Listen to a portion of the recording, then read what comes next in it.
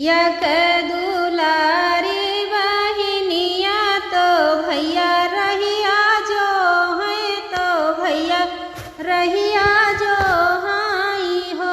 सासू बीती गईले सौना भादौना बीरन नाही आए बीरन नाही आए नी हो। काहू कहूँ मुअरी बहू हरि कहती लाजी लागई कहती लाजी लागई हो।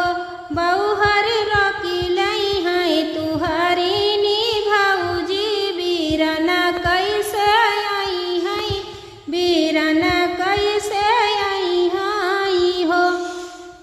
सासू हमारी नी भौजी ऐसन नाही बीरन नाही रोकी है बीरन नाही रोकी है हो।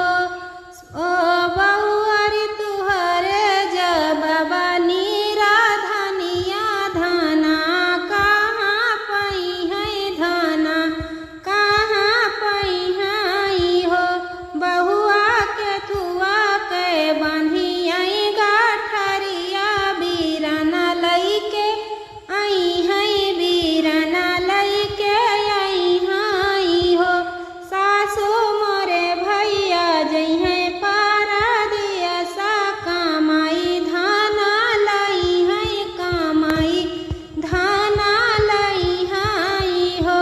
सासू तब भौजी बांधी आई गाठरिया बीरन लईके आई है बीरन लईके आई है हो। घोड़े चढ़ी आमई भैया मुअरे दुअरवा पे उतराई दुअरवा पे उतराई हो।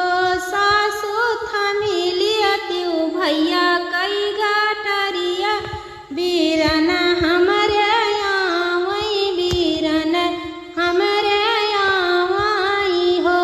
सासू थमिलियती भैया कई गाटरिया बीरन हमरे आवई बीरन हमरे आवई हो।